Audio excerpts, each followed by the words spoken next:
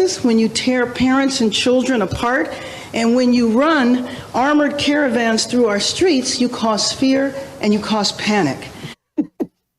Okay, but when you target synagogues, that's fine. What is that, Karen? That's fine. Well, this is revolutionary truth. She's a communist. Whatever a communist, they don't have a different set of morality from us. We believe in telling the truth as it is.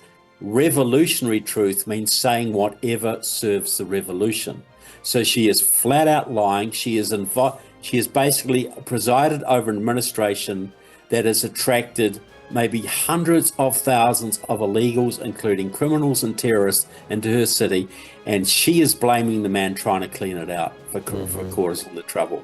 You know, you couldn't get any more blatantly dishonest than what she's been.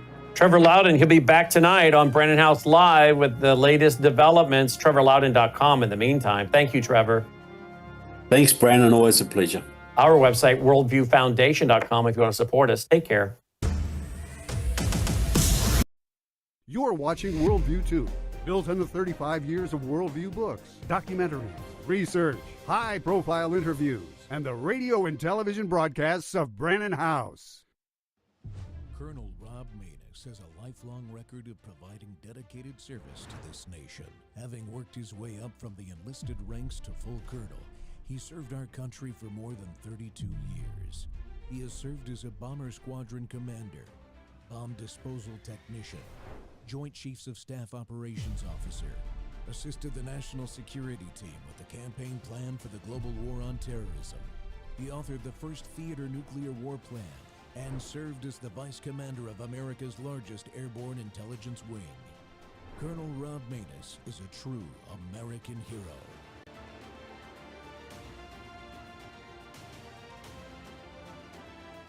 This is Rob Maness Live.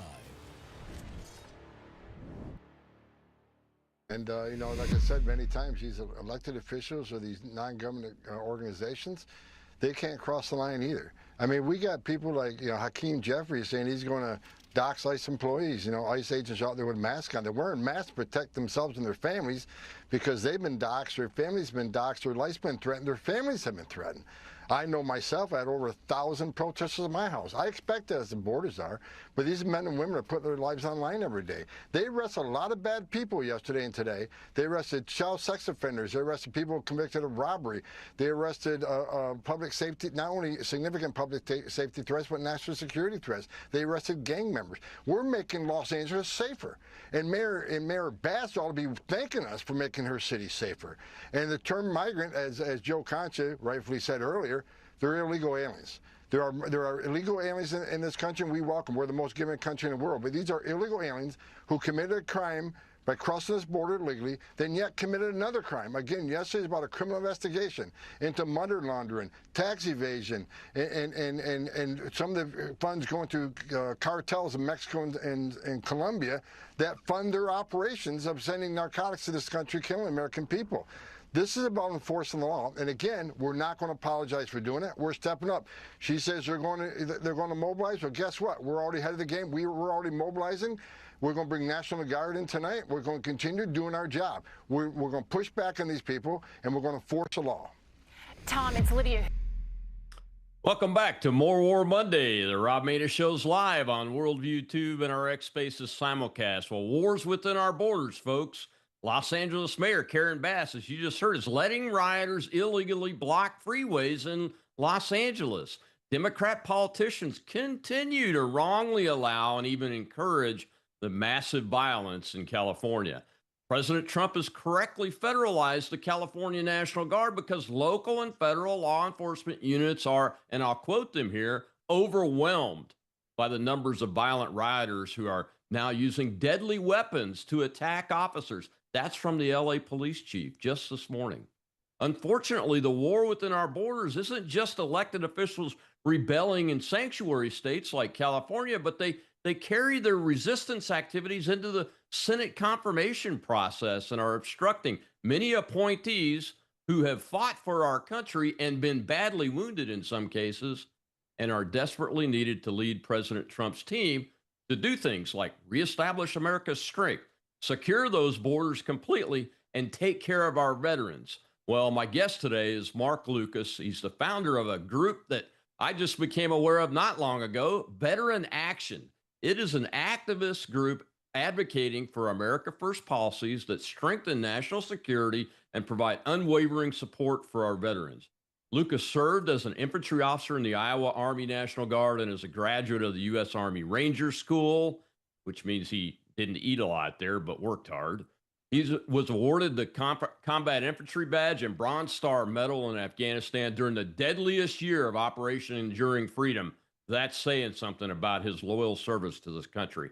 Mark's built some of the largest and most effective grassroots efforts in the conservative movement. He served as the executive vice president of the Article 3 Project, one of my favorites, with Mike Davis. He conducted a media blitz defending Pete Hegseth and the rest of President Trump's cabinet. This effort recruited over 60,000 volunteers who contacted their lawmakers 250,000 plus times. Mark, it's a pleasure to welcome you to the Rob Maness Show, sir. Well, thank you, sir, for having me on. Yeah, man, I appreciate what you're doing and what you did with the Article 3 Project, too. And I think you continue to serve on their board and all the other things that you've done for our country. I just really, really want you to know that we're grateful for folks like you and your colleagues.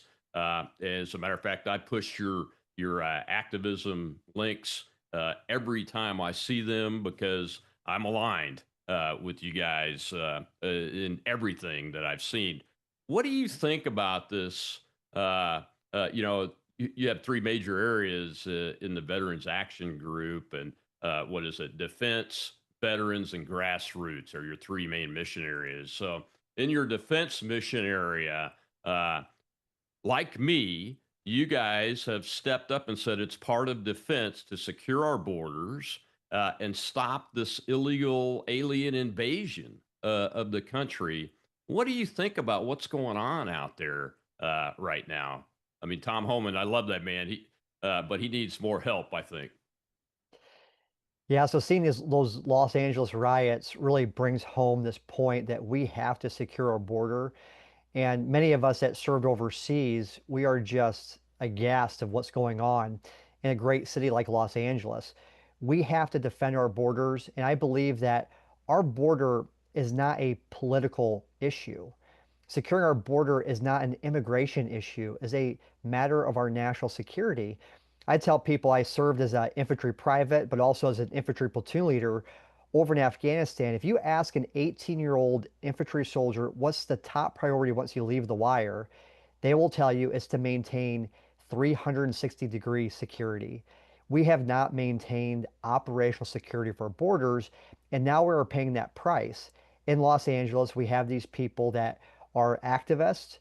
They are aligned with what we've seen that happened with that Antifa in like Portland and Seattle and Minneapolis. They're conducting, I say, full-scale operations to undermine the security of our country. And that's why Veteran Action, I was very happy to come out forcefully behind Tom Homan and President Trump when they talked about activating the National Guard, because I believe that we need to have a swift and brutal response to this act of domestic terrorism that we're seeing against our law enforcement. Yeah, absolutely. What do you think? I'm curious as to your generation's reaction when you see politicians like Mayor Bass or Governor Newsom openly rebelling against the president and trying to gaslight really the public by saying things like, well, it's President Trump's actions that are the root cause of this, when we all know that he was overwhelmingly elected on this very issue to deport massive numbers of these millions of illegals, especially the 13 million that came in during the Biden administration. I don't think that Governor Newsom or Mayor Bass understands this new media environment. They may have been able to get away with this in the 60s or the 70s, when we saw some of that massive civil unrest. But here in 2025, with X and True Social and Rumble and these other platforms, people can see what's actually happening. So I think there's not only do they not understand the political environment, because you're right, President Trump, a part of his massive coalition that delivered him victory the first time in 2016 was built on this immigration issue. So I think they're going to look at how this situation develops. Democrats pull everything. I think they're going to see that they're going to be underwater on this issue. I think that's point number one. Point number two, they are, in my opinion, obstructing federal law. And our border czar, Tom Homan, he has shown the willingness to go after these elected officials who obstruct and who violate federal law. So we're going to watch this very closely, but we have the support of President Trump, Tom Homan, our law enforcement officials, and we need to hold these bad actors like Governor Newsom accountable. This is the first wave. This is Mhm. reminding me of the summer of love. So we have to send in an overwhelming and dominant force on the ground to send a message to everybody across the country that what happened in Minneapolis and Portland is not going to happen again. Yeah, we saw then, those of us that are more than just casual observers of this. I mean, you understand how operations work and the logistics required behind it, the intelligence work that has to go into something like this, the amount of resources that have to flow to your forces in order for them to have the tools they need, the communications capabilities they need, and the tactics and training and intelligence they need in order to be successful. We saw that used against us in the summer of love, and we are seeing again highly organized, highly resourced, and highly trained activists. I mean, if you look at some of these videos, you see communist flags, the old Soviet communist flag. You see Palestinian keffiyehs, which reminds me of the Islamist communist axis, the red-green axis that we've known about that have been trying to subvert societies around the world in order to succeed in their goals.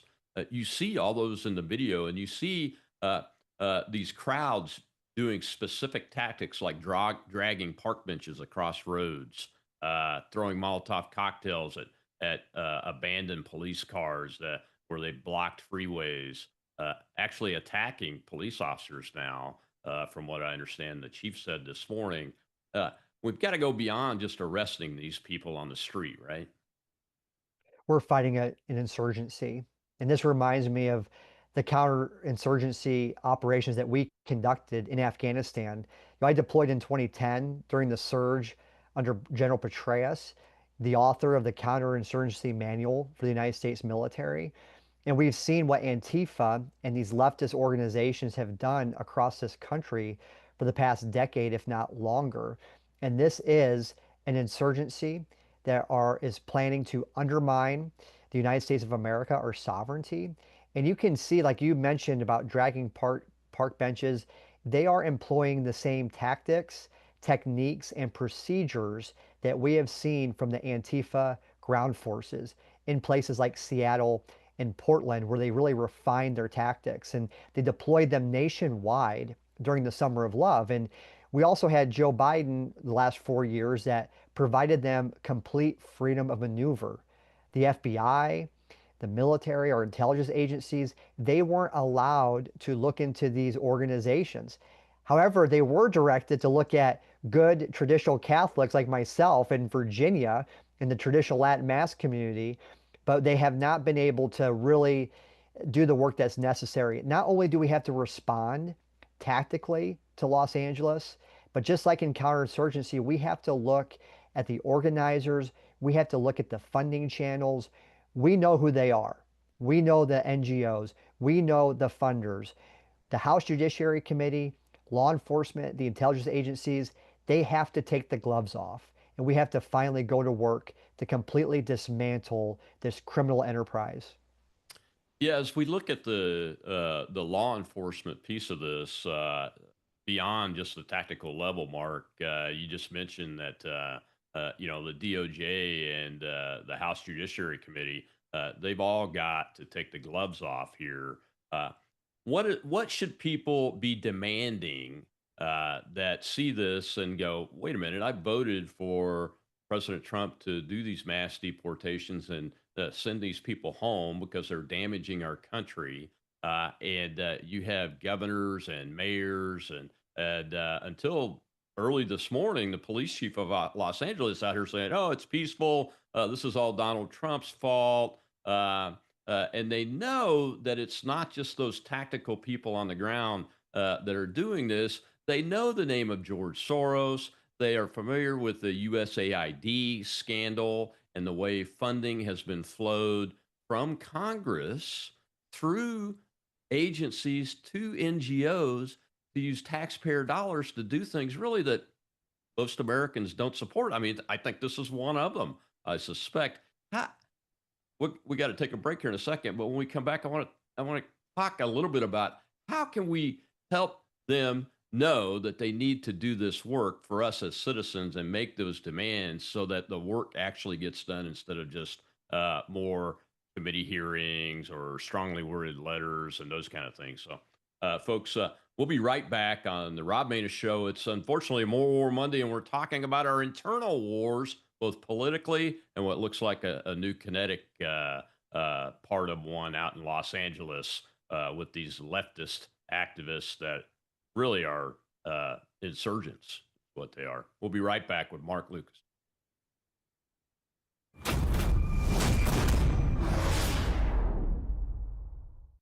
Hello, I'm Brandon House. Would you like to gain access to over 20 years of my radio shows, TV shows, my books? I've written 15 books, and most of those books are ebooks now. And we have conference DVDs, conferences where we filmed our conferences at the Ozarks, literally starting 20 years ago.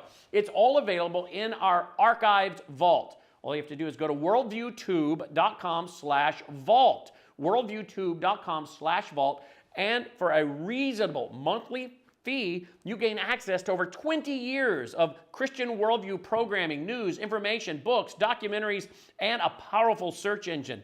And folks, it's a great way not only to educate yourself, equip yourself, but it's a big way that you can help fund our continuation as a broadcast network. Please check it out.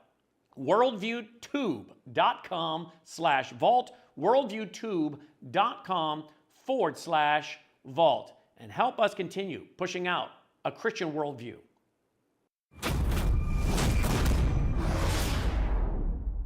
Happened, and then the National Guard was federalized. So they're working for the U.S. Army, not for the California State National Guard. Do we need them?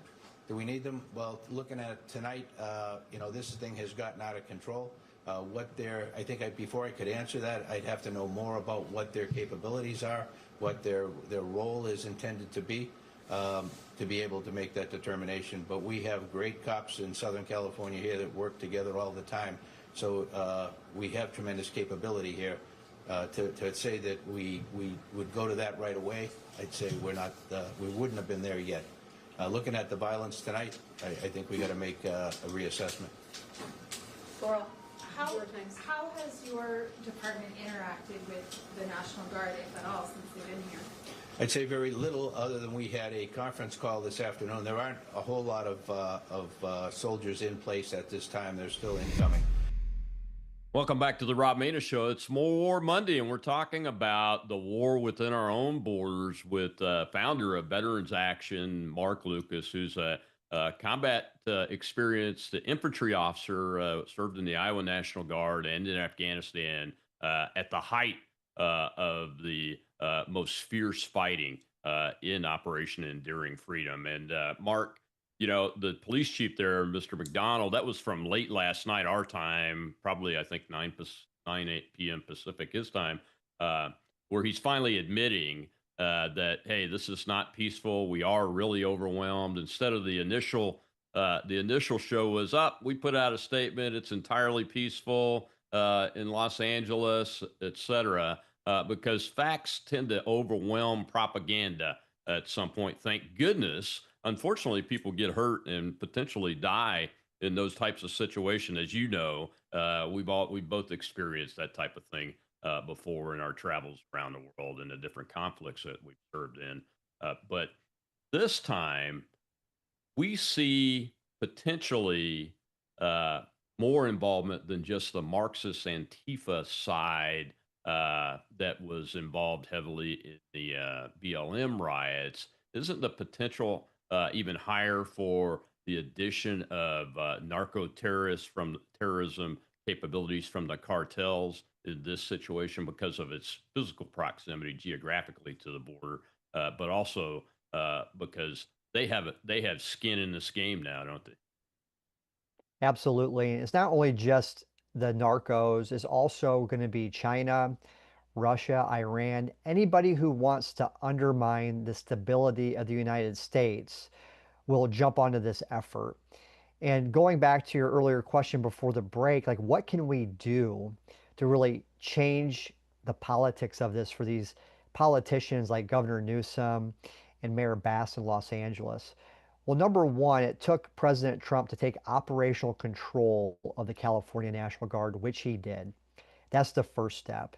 But the second and most long-term solution is to defund them.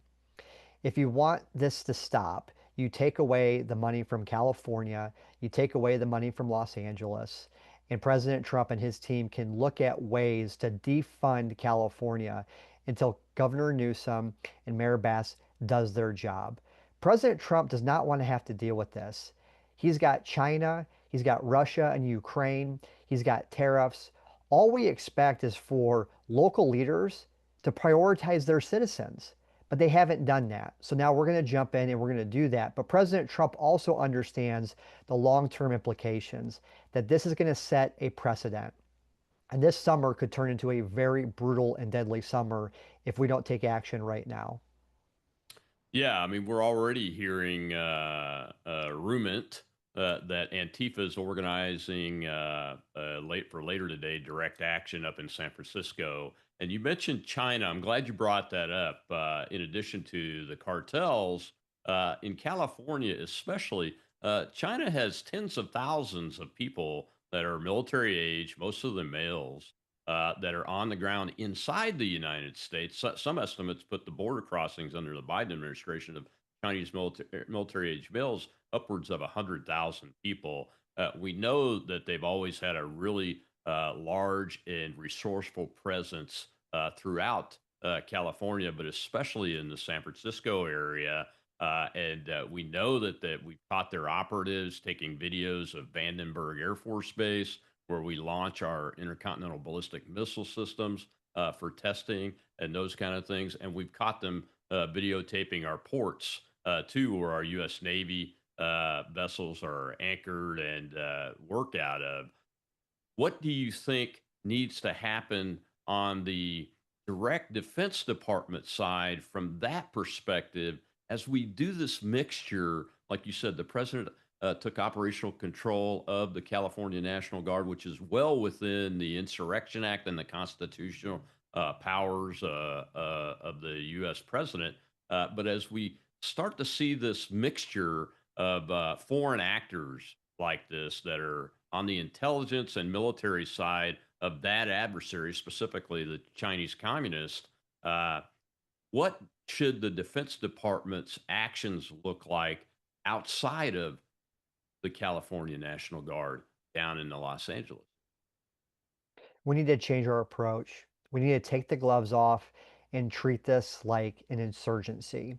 That there are foreign actors on American soil who are undermining the security of our citizens.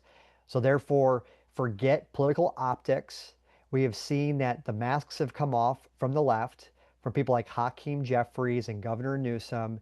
These people are willing to aid and abet these domestic terrorists who are being financed and sometimes trained by foreign actors. So it's time to take the gloves off, treat this like a counterinsurgency, and bring every force that we can to bear, whether that's military force, the intelligence agencies.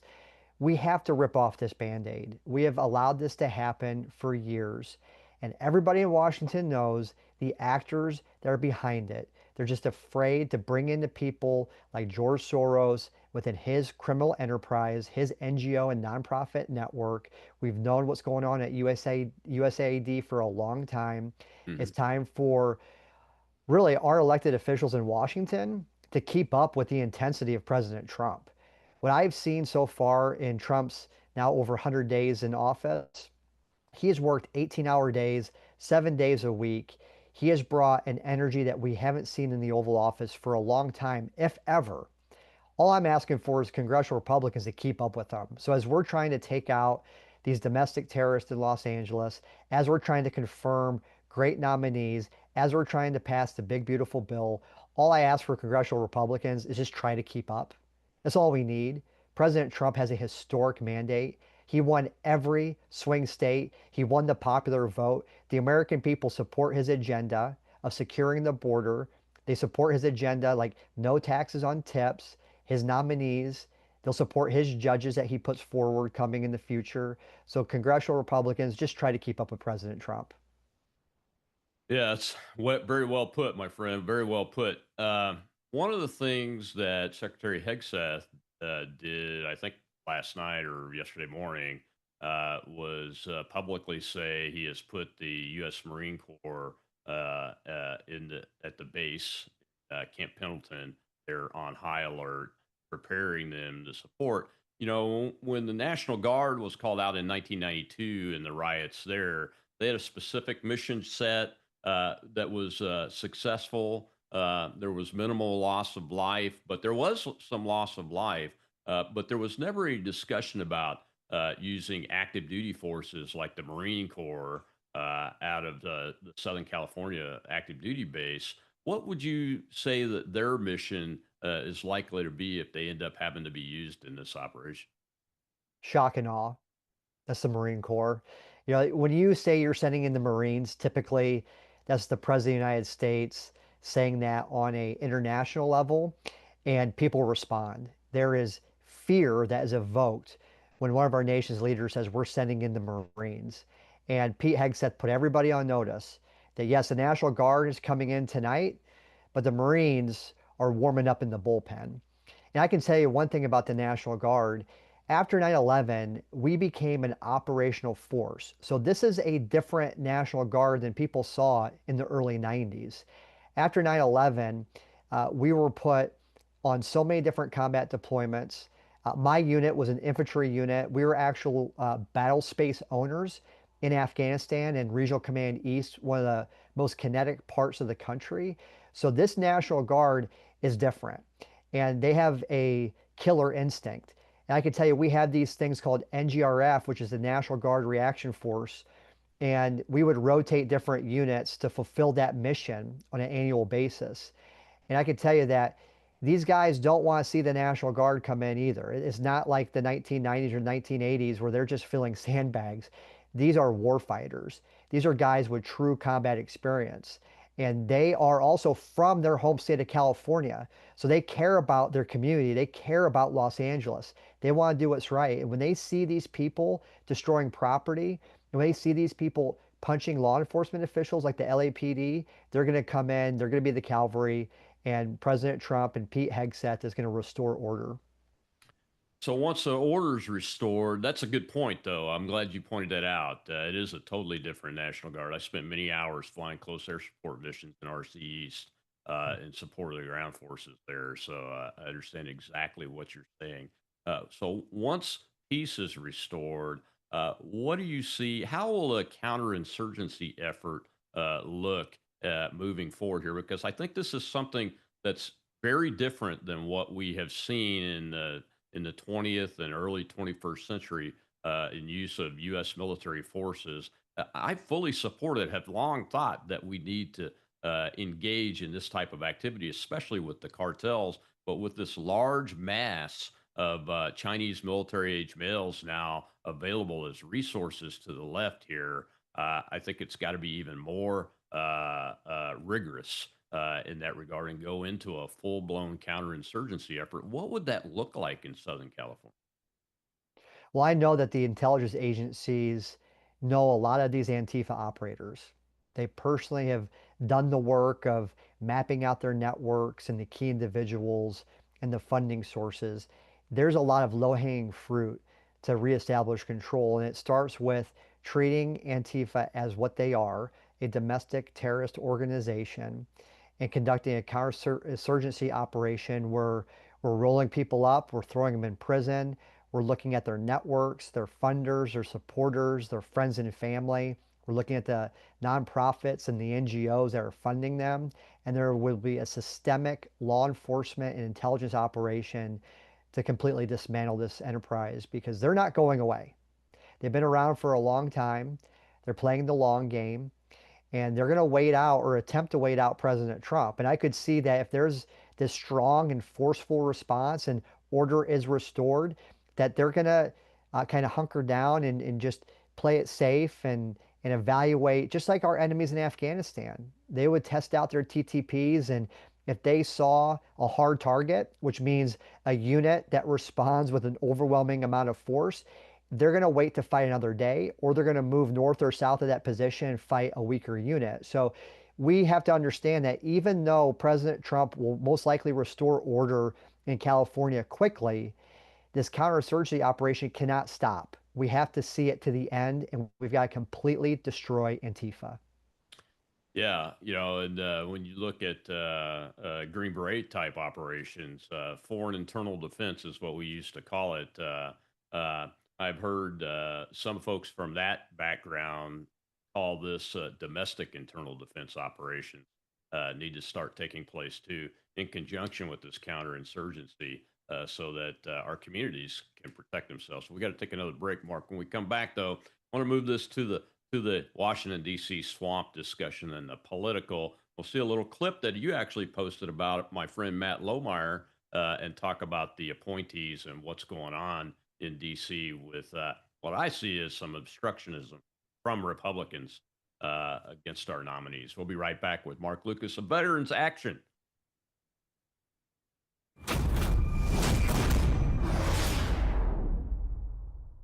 Hello, I'm Brandon House. I want to thank you for all your support at wvwfoundation.com that helps make possible pushing out 24/7 content for free. Without your support, we'd have to put it all behind a paywall. But thanks to you and your support through our foundation, we're able to push it out for free as a broadcast service and broadcast ministry of WVW Foundation. Please consider going there and setting up an automatic monthly contribution, or go there and make an occasional contribution.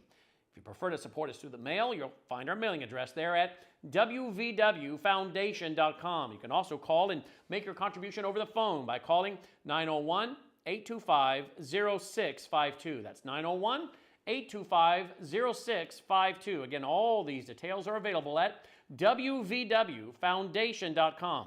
Thank you for your support as we try to help people around the world understand the times through the lens of a Christian worldview.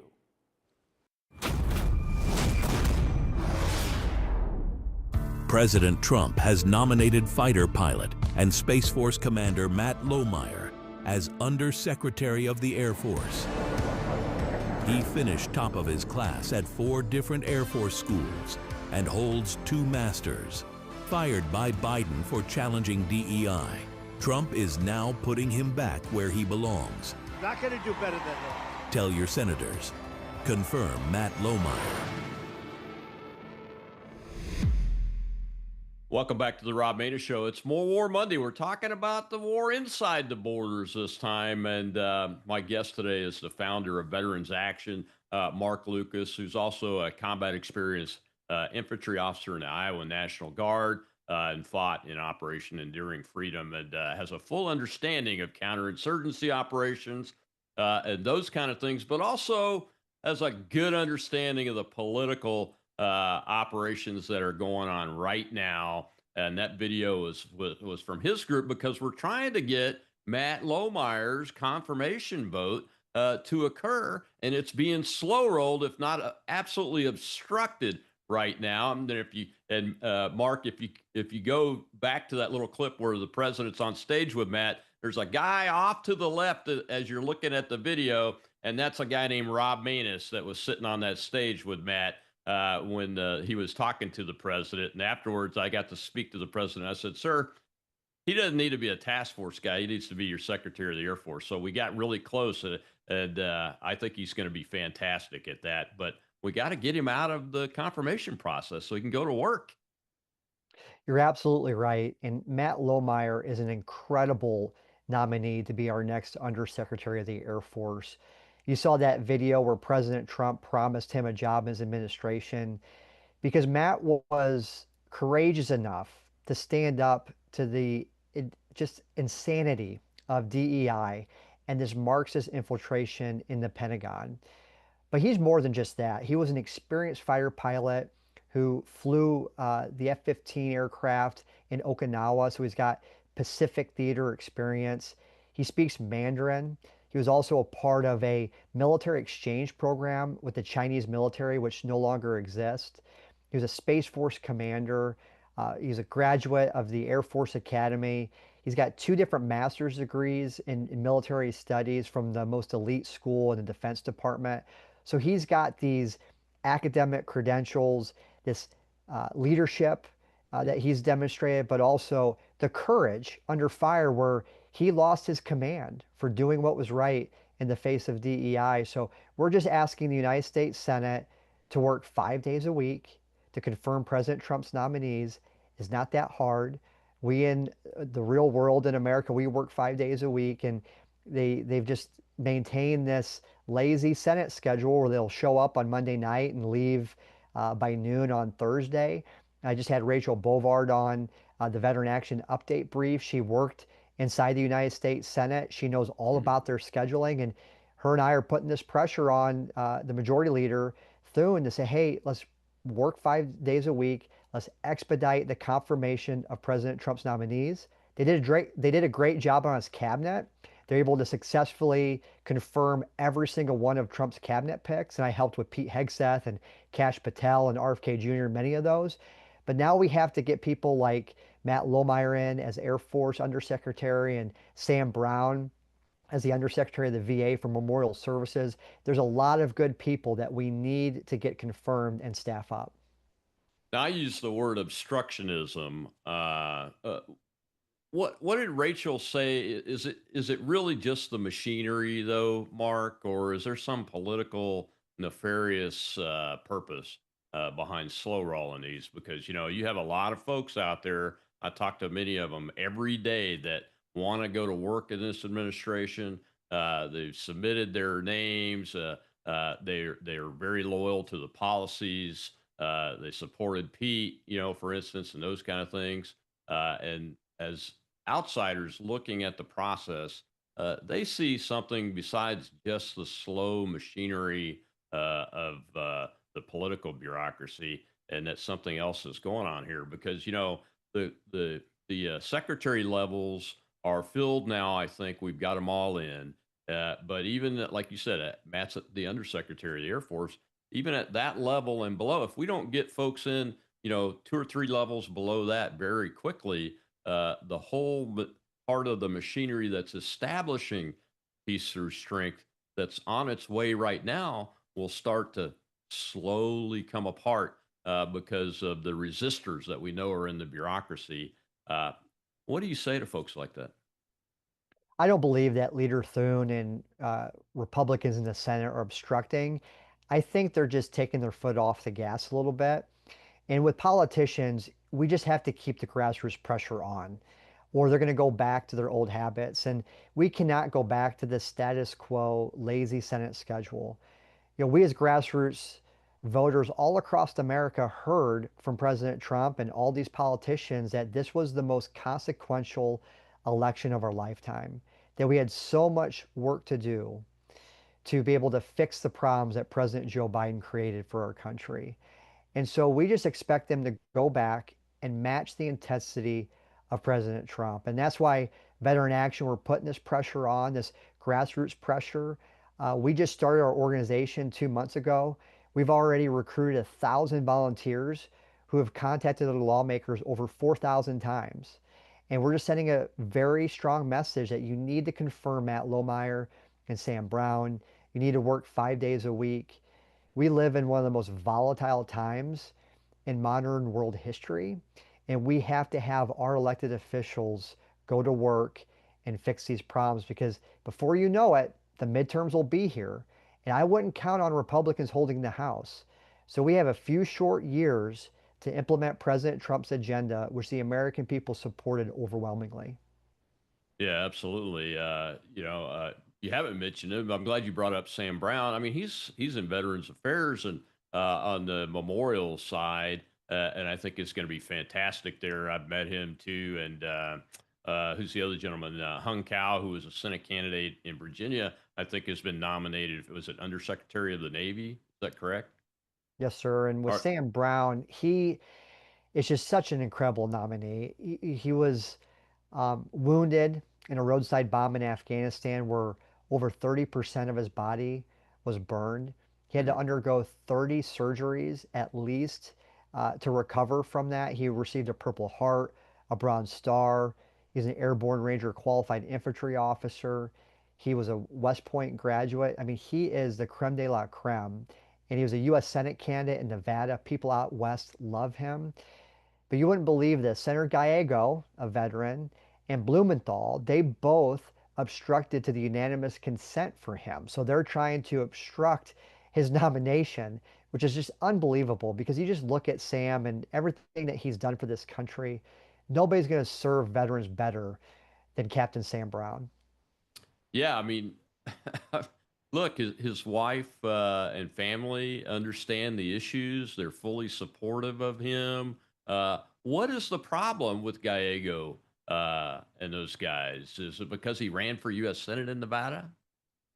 Well, they had to quickly walk back why they didn't support him for unanimous consent. And they said, well, it's not that we don't support Sam. We're just trying to send a message to President Trump that he can't have DOJ cut 80,000 positions from the VA. So they willingly admitted that they were playing politics with his nomination. They weren't putting veterans first, they were playing politics. And Gallego in Arizona, he was just newly elected. Supposedly, he's got higher ambitions, maybe presidential. I heard from some people that he was in New York City raising money, which I find is interesting with his background. But these guys are going to be held accountable, and Veteran Action will ensure that their voters understand what they did with Sam Brown. Yeah, we have to continue to push that message out over and over. That's why I, for one, am glad that you set up this organization, Mark. The So you have three main mission areas: the defense side, and the veterans, and then activists. So, what is your focus on the veterans piece of the mission of Veterans Action? I know that I think you were executive vice president for Concerned Veterans America and did the Mission Act and the other bill that President Trump's first administration got through, which by the way, started going to the VA medical system after that bill was passed to see how it would work, and I'm still there. So thank you very much for that work that you did on that. But what are you focused on from Veterans Action? You bet. So I took over Concerned Veterans for America after Pete Hegseth went to Fox News. And you're right, I was able to work with President Trump and members of Congress to pass two historic bills. The first was the VA Accountability and Whistleblower Protection Act. That bill would allow us to fire bad VA employees, but also to protect those whistleblowers who love the mission of the VA of serving vets, who wanted to step forward and do the right thing. That was the first bill. And the second was the VA Mission Act, which would provide veterans like yourself choice in healthcare. And at Veteran Action, we believe that veterans deserve healthcare choice. If you're happy with the VA medical system, you should be able to stay. But if you're not able to be served well, you should be able to go across the street to another hospital that can fulfill your needs. And we're supporting the Veterans Access Act. So there's these arbitrary wait times and drive time criteria in order for you to see community care. So if you can't be seen within 20 days or if you have over a 30-minute drive, you should be able to go to a private healthcare facility. But what we've seen with vets that have a mental health crisis, if they are contemplating suicide, they don't have days to wait. They may have hours. And we saw this play out in San Antonio at the Audie Murphy VA hospital, where a veteran was attempted to be seen. He just wanted to talk to somebody. Nobody wanted to talk to him. They just wanted to give him pills. And he shot himself in the head in front of that VA hospital. His dad, who's a doctor, solely blames the VA for his son's suicide. In fact, this Navy veteran, he actually wrote a book with his father about veteran suicide before he tragically took his own life. So that's why Veteran Action is encouraging all of our volunteers across America to contact your lawmakers, both your senators and your member of the House, and tell them to pass the Veteran Access Act. Yeah, I'm glad that you mentioned that. Are you also working with any other groups on things like getting hyperbaric oxygen therapy approved for veterans treatment? I've worked that issue for several years through another organization that I was on the board for up until last year, and I know there's a bill in progress. Are you tracking on any of those kind of bills? We're open to that. Right now, we've been focused on the Veteran Access Act and also growing the grassroots army. But no, we're listening to vets and different organizations all across the country, seeing what legislative priorities that we can put forward to help President Trump with his agenda for helping vets.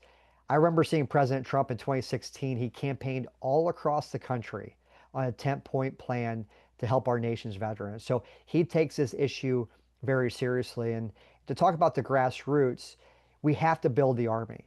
And that's one thing that we're so successful at doing at Concerned Veterans for America. I helped build the Article 3 Project Action Center with my good friend Mike Davis. We're both University of Iowa grads. We've known each other since college. We built this action center to help confirm President Trump's nominees. And you had mentioned the numbers before. We patched through tens of thousands of people in the Senate offices to help confirm people like Kash Patel and Pete Hegseth. And the conventional wisdom was in Washington that those nominees were dead on arrival. We changed the politics. And I'm bringing that same philosophy and technology to the Veteran Action Center. I want to connect people with their lawmakers to let them know that you have to prioritize vets. It's not good enough if you're a Republican, even if you're a veteran. You might even be my friend, and I've got friends in Congress. That's not good enough. You have to deliver on your campaign promises. You have to confirm these nominees. You have to pass the Veteran Access Act, and you have to be a champion. And we're going to hold your feet to the fire, and we're going to applaud the champions, and the people that don't vote the right way, we'll hold them accountable. That's fantastic. Like I mentioned earlier, I fully support that effort. We've got to take our last break, Mark. When we come back, I'm going to show a little clip that you shared about a gentleman talking about actually reading the Constitution. I think that's a very appropriate discussion for two guys that have sworn to sign that blank check for their country under the oath to support and defend the Constitution. We'll be right back with Mark Lucas, founder of Veterans Action.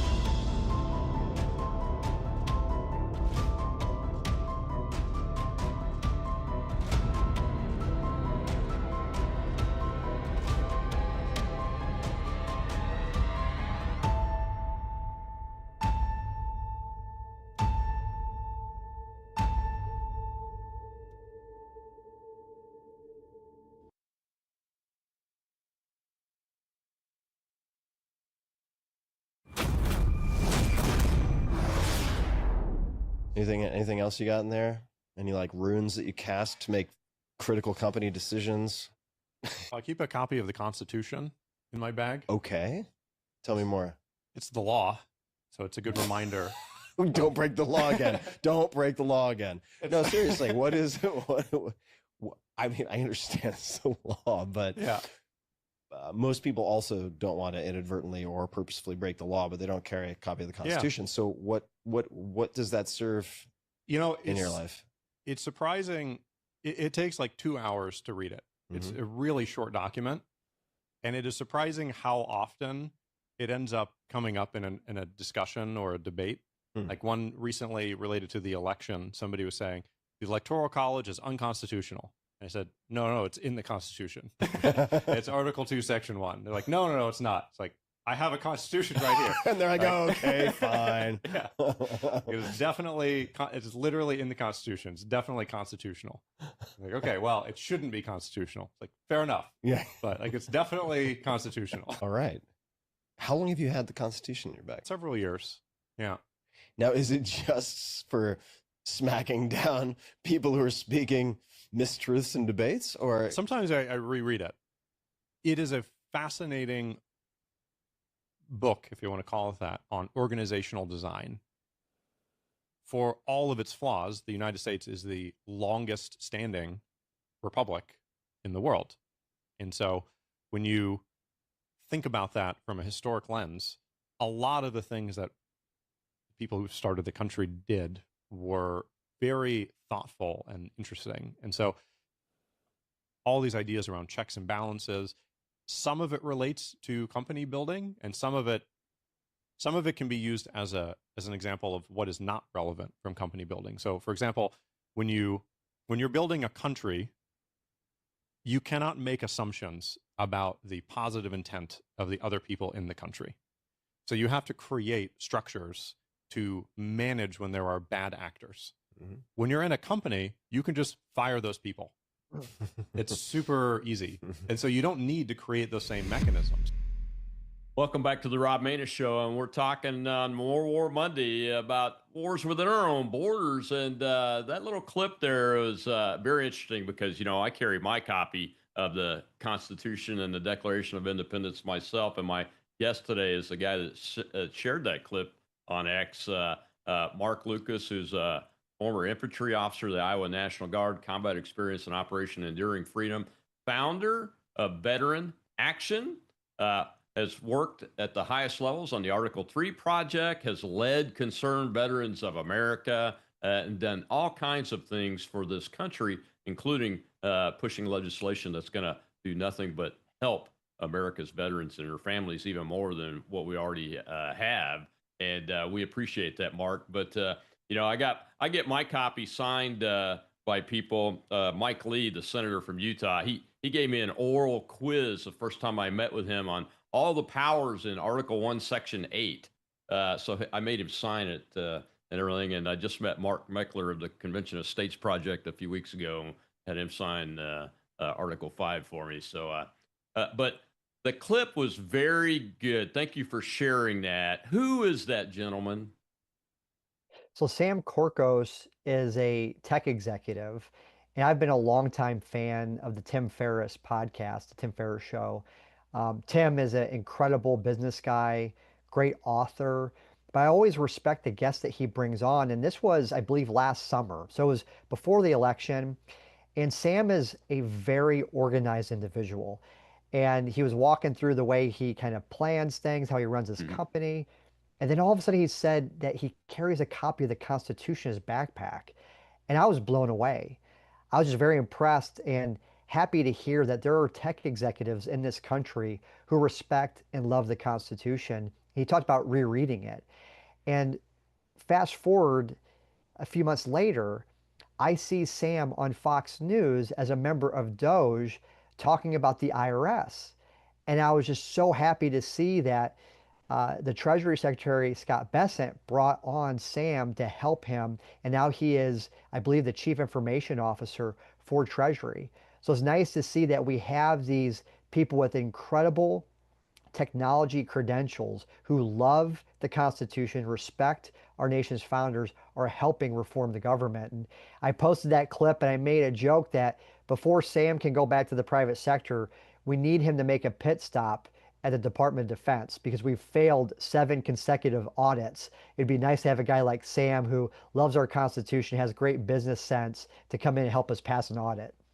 Yeah, that'd be fantastic. I'm glad you brought that up. That's where I was going to go next, because part of the mission of Veteran Action on the defense side is to look to reduce the defense budget and eliminate the fraud, waste, and abuse that we all know is there. And look, I fully support the president in his push to increase that budget right now because we need to do some things that absolutely need to be done. But I also fully support the Doge effort and everything. What are your thoughts, and how will the organization move going forward to try to support that line of your mission ops? I think it's really important that our Defense Department leads the way on responsible spending. The Department of Defense, like I said, we've failed 7 consecutive audits. We've been engulfed in these forever wars, and the taxpayer has not received a good return on their investment. Look at the Afghanistan withdrawal, the botched withdrawal from President Biden. We lost both those forever wars in Iraq and Afghanistan. Our Pentagon senior leaders, they're not being held accountable. And I'm all about having a strong national defense. I'll steal a phrase from former Speaker of the House, Newt Gingrich. I'm a hawk, but I'm a cheap hawk. And I also support his statement where he said that we need to reduce the Pentagon to a triangle. If our national defense is going to be successful, we have to have, yes, the funds, but they have to be responsibly spent. And any of us who have spent time in the military or just the government in general understands there's a large amount of waste, fraud, and abuse. So I think we have a great opportunity to lead the way. But it's not just with the Pentagon, it's also with the VA. The VA's budget has doubled in the last 10 years. They have more staff, more buildings and facilities than they ever had, and yet the quality of care that our veterans receive at the VA has gone down. So you look at money, the spending, the buildings, the employees, more resources have not made our country safer on the defense side, and it hasn't provided better care for our veterans on the VA side. Yeah, absolutely right. The when we look at the accountability of the senior leadership in the Pentagon over the Biden years, and now that we've moved into a Trump administration, uh, going forward, what more would you like to see? I mean, I talked to folks that left the service over the COVID thing, one way or the other, either being forced out or left because they were being intimidated and coerced to get out and didn't want to get charged and those kind of things. I talked to folks that left because of the Afghanistan debacle. We know that, for instance, former Marine Corps Lieutenant Colonel Stu Scheller is a senior advisor and Undersecretary of Defense for Personnel and Readiness. So we're getting some good people in there that know what the accountability needs to look like going forward. From your perspective and from Veteran Action perspective and mission set, do you have any plans to do any work along those lines to help move that along? Because quite honestly, I don't talk to anybody that's satisfied with what we're seeing so far. I absolutely agree with you. There needs to be more work done by the Department of Defense on reintegrating the people that were unjustly accused of breaking the law by not taking the COVID-19 vaccine. That was an unlawful mandate. We need to give those service members the honor and the respect that they deserve. We need to bring them back in if they want to be back in. We have to give them back pay. We need to completely apologize and rectify that situation. So that's one of our priorities. And then another one, it's a little bit of a personal grudge, but I think a lot of Americans share my sentiment, is that we need to court-martial Mark Milley. I'm very unhappy with the way that he conducted himself as the chairman of the Joint Chiefs of Staff, the botched Afghan withdrawal, him receiving that pardon from Joe Biden just shows that he probably committed some serious crimes. I believe that he needs to be court-martialed for him admitting that he was going to give China a heads up if there's going to be any military action. If we can't hold our senior leaders accountable at the head of the Defense Department, then what do the junior enlisted people have to believe? Do they think that the government's going to have their back? No, justice must be served. So we need to help the people that were targeted by not taking the COVID-19 vaccine, and we have to hold Mark Milley accountable. I 100% agree with you, Mark. That's why I talked my wife into letting me throw my name in the hat to serve in the administration. If they need somebody to help hold those people accountable, I'm pretty good at holding people accountable, according to my military record, and you probably are too. Let's work together and make sure we can make that happen. Before I let you go, I got about a minute left. Tell folks where they can go find the organization and what actions that they can take right now, and how you get funded. I'm assuming through donations, those kind of things. Well, sir, you have my full support in a job in administration. You'd be a great addition to the Defense Department. And if people want to learn more about Veteran Action, you can go to our website, veteranaction.org. You can click on the red Take Action button, And you can contact your lawmakers to support Matt Lohmeyer and Sam Brown to be confirmed in their positions. You can also follow us on X, Truth, Getter, at Veteran Action. And my personal handle, which I'm so thankful, sir, that you share a lot of my content, is at Lucas, Iowa. I still live in Iowa, hopefully never going back to the swamp. I like to be in real America with real Americans. Absolutely, my friend. That's why I'm on the beach in Mississippi. I don't want to. I don't really want to go back there. And appreciate you being from Iowa too. Most people know my grandsons live there, and I get the opportunity to go visit, and they come visit me. So I appreciate what you all are doing, and we will and do fully support you, and we'll do even more as time goes on, my friend. Thank you very much. I'll see you tomorrow, folks. Retired Lieutenant Colonel Darren Gobb, who's a helicopter pilot, but he's also a drone expert, and wrote his thesis on defense against drone attacks. And we're going to talk to him about that. And I'm sure we're going to talk about the continued insurrection in Los Angeles.